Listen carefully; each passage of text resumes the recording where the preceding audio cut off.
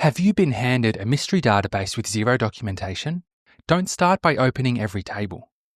I've been working with databases for 20 years, and in this video I'll show you a simple, repeatable process to understand a legacy database.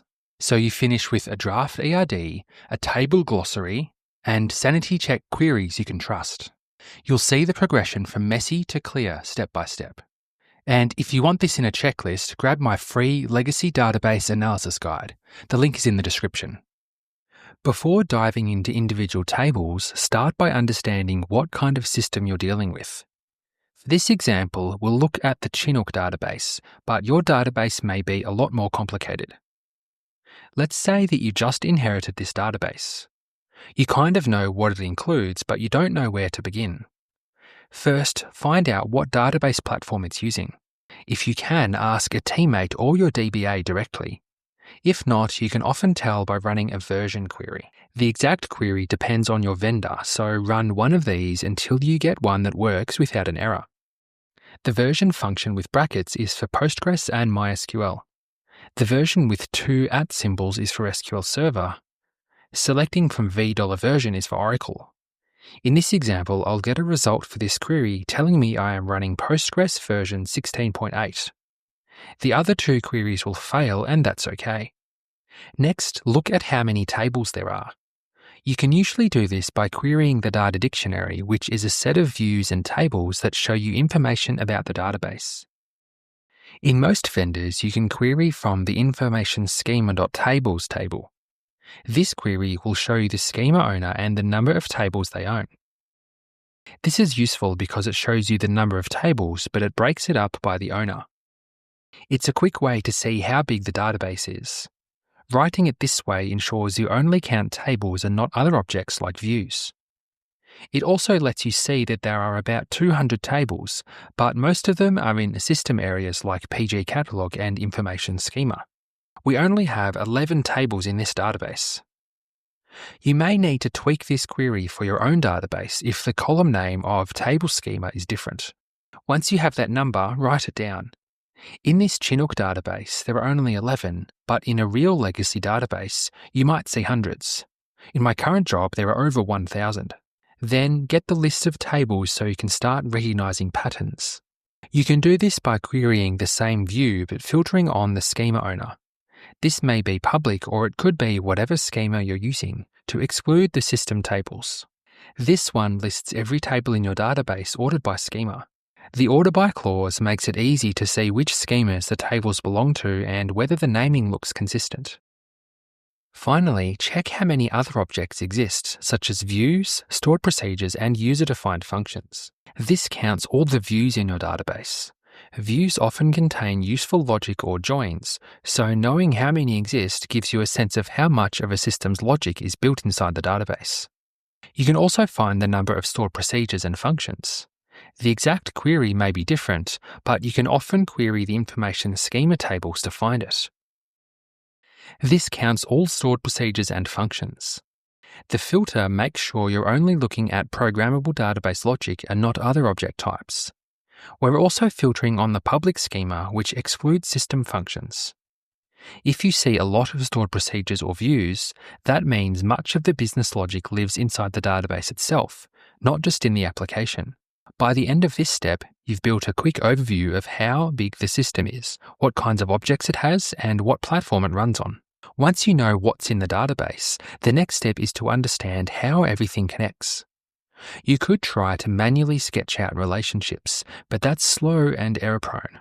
If that's all you can do for now, then it can still be better than nothing, and I still do it often. Instead, use a database tool to automatically generate an entity relationship diagram. Your SQL editor will probably have this feature somewhere in the tool. In DataGrip, you can right-click on your database and choose Diagrams, and then Show Diagram. It will then pull foreign key relationships directly from the schema. You'll instantly get a diagram showing the table names and columns. It's probably messy at first, and that's normal. Seeing it visually helps you identify patterns, such as which tables are heavily connected, which ones look isolated, and which might be central to the business, like customer, invoice, or track in this Chinook example. The output of this step will usually be an ERD with table names and column names, and it will probably look messy. That's fine.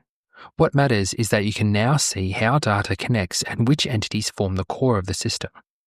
Now that you know the structure, it's time to see what's actually inside. Pick a few of the key tables and look at the first few rows. This would involve a select star query and limiting the number of rows. Some SQL editors limit the rows by default, but you want to avoid running a select query on a table and returning millions of rows. So use a keyword to limit the number of rows.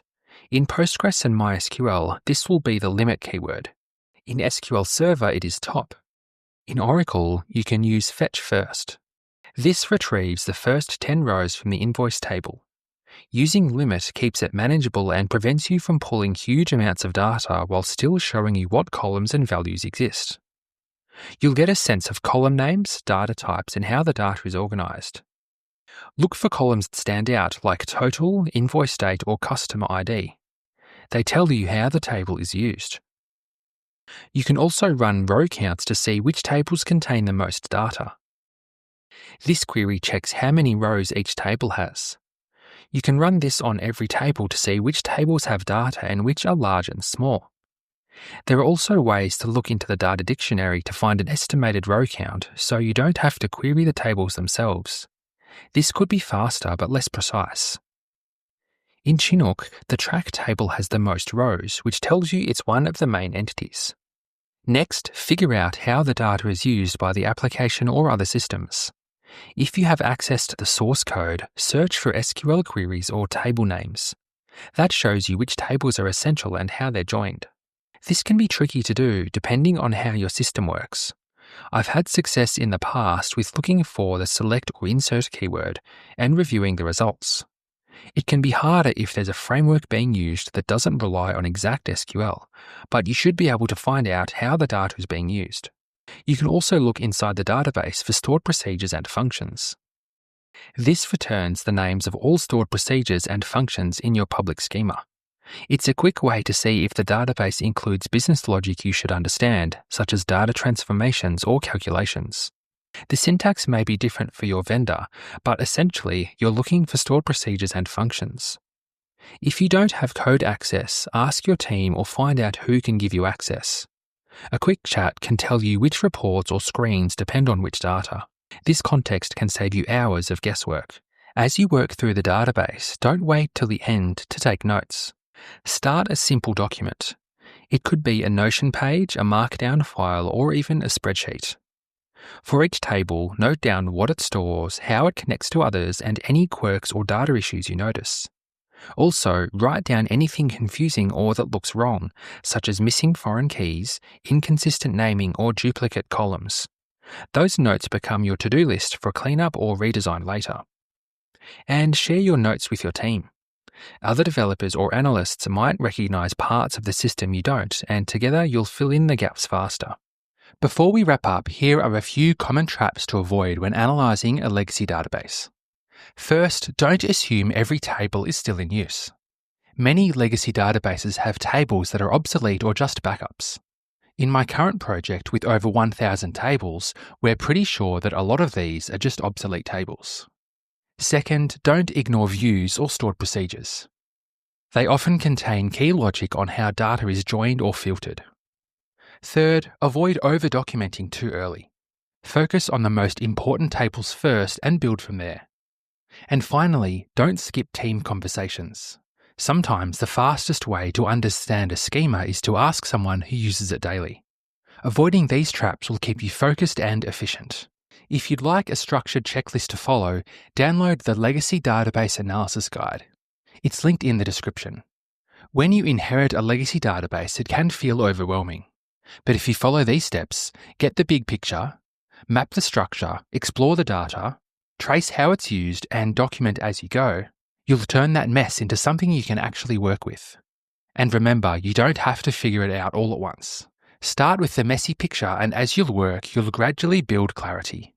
Now that you know how to analyze a legacy database, you'll want to watch this video next, which explains 3 database mistakes, why they should be avoided, and how to avoid them.